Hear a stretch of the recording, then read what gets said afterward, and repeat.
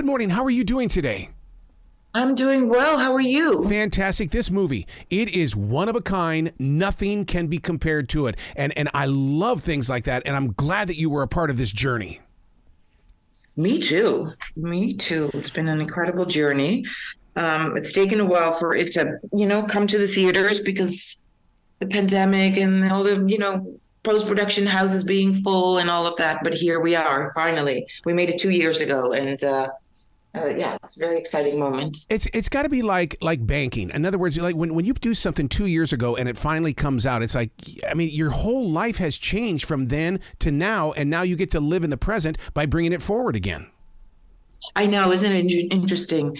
But I find that with film because, there's so much time that goes by before it finally is released. I mean, it, usually takes at least a year. This is, of course, a little bit longer. It's double that, 2 years. But so yeah, you go through so many changes and you've moved on and done other projects and life has brought you so many other things. And then here we are talking about it. But it's always a good moment because, we work very hard on these films. I know people tend to think it's a very glamorous existence. And actually my favorite thing about my job is that it's not glamorous at all. We wake up at 4 o'clock in the morning and we're these odd places and, we travel and we work 16 hours a day but it's a collaboration and that's the beauty of it, so I'm very happy that this is finally seeing, it's in theaters right now and it's a good moment. I can't imagine what you have to go through to condition yourself to do a movie like this because, I mean, you're right. It's so many people who've never been on a set or even worked with a movie don't understand how you put your mind, body, and soul through a storm. And all of a sudden, here's this art on the other side. Yeah, and I think they shouldn't know because part of movies is the magic of, the movie magic. You're there and you want to be transported into this whole other experience. And so I think the less you know about that, the better off you are. But I'm also a bit different from most people because I also still very much believe the less you know about me, the more enjoyable I could hopefully be as an actor. Because I think the moment you know a lot about about somebody, about an actor, it's hard to watch them and not take the knowledge that about their private life and, accept them as this character that they're playing. So I'm very old school there. Oh, I'm totally with you on that because that's one of the reasons why I don't do videos when it comes to interviews. And the reason why is because I like the mystique. I want you to assume that you know. Yeah, absolutely. But you go tell, my team that because, like, wait, why is she not on social media and what is going on here? It's so much easier, for them. To promote me in other areas, but no, I'm very private, and I agree with you. It's the mystique. Now, when you say very private, now only because I'm a daily writer, I love to write. I love to be in that moment of solitude. Are you a writer? Because when you speak like that, it almost sounds like you got a pen in your hand and you're jotting stuff down.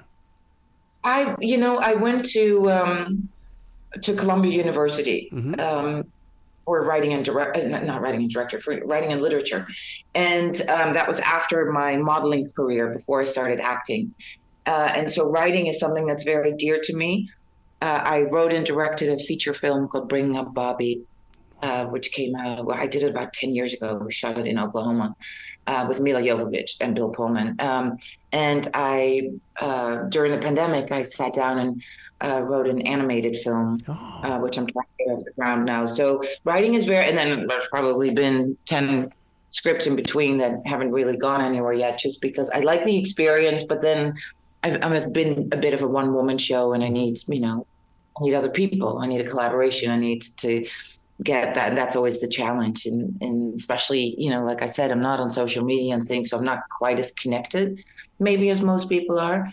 But I love the solitude of writing, and I like that, and painting. I just like that I can creative process and no one meddles with, nobody gets involved. Like, no, you can't do that, or that's too, you can just do it on your own. So it's a wonderful thing. Oh, painting on a canvas. My favorite thing to do. I'll start off with an idea with a brush, but then I've got to get my fingers somehow involved. And I become the canvas because I just love touching paint.